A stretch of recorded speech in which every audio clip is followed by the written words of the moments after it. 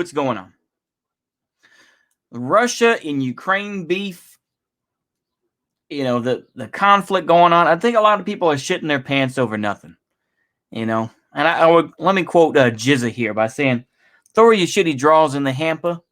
Next time come strapped with a fucking pamper. That's my attitude to a lot of these folks.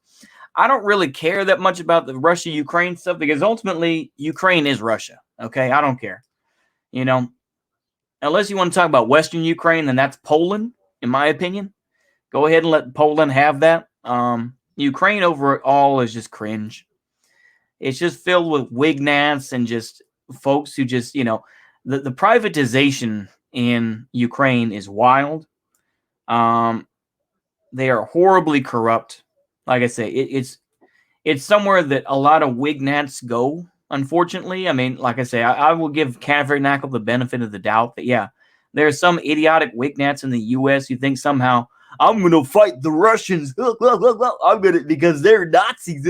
The Azov battalion, they're actually Nazis. No, they're actually just fucking losers who think that they can, use the images of the Ukrainian collaborators, the scumbags that they are, the Galicia division and all that other shit, to make themselves, look like the real wignats. It's like, no, they're cringe.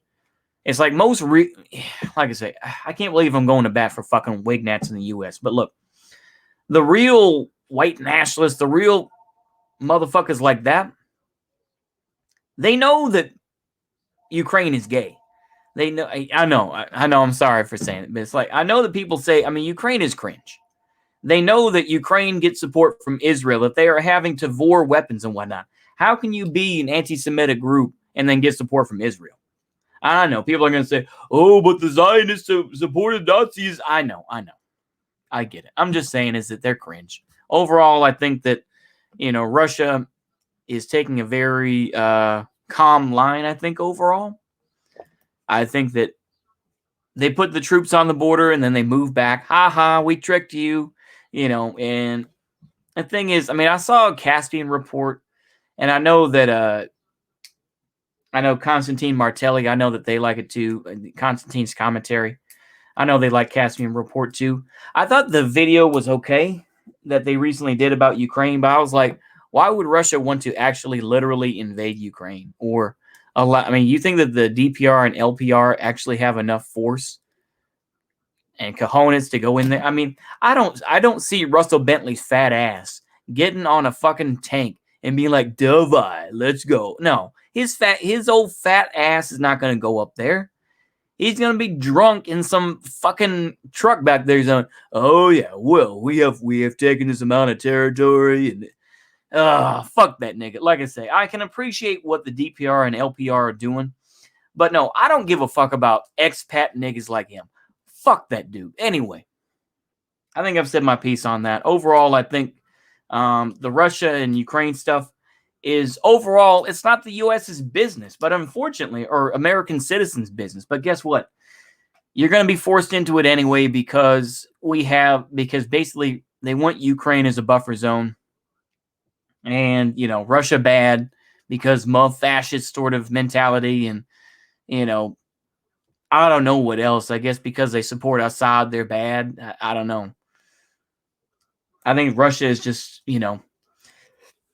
I think China and Russia are simply discovering what they were. What they always were. Russia has always been a powerhouse of a country. And I know people are going to say, oh, but what about the 19th? What about the Russian Bolshevik Revolution? Look, the thing is, you can talk about that and also mention Peter the Great building Russia to a very strong superpower. Same thing with China. These have both historically been superpowers. Things are just going back to a different time. This is the ebbs and flows. The U.S. had their time. The U.S. is falling. That's all that needs to be said. But of course, climate change will occur. And people still have the foolish idea that the U.S. is some great democracy or that, there are so many opportunities here. The fact is that it's not going to be pretty, But anyway, I think that's all I have to say about it. Oh, we got one more to record. I hope y'all enjoy these. These are a little bit more. These are getting kind of wild and crazy, but I feel like Tupac in a way. Like, man, I got to get these recorded. I don't care how good they are, but it's like I got to get them recorded that way. Because they're finding stuff from Tupac even today. They're like, man, there's some old Tupac stuff here. From 10 years ago. I'm gonna make a CD out of it. That's what people did. They making money off it. But yeah, they didn't do that stuff with Big because he wasn't recording like that. Or whichever rapper out there. But Tupac did. Kind of weird. Anyway, hopefully y'all enjoy that. See you later and a good abaya.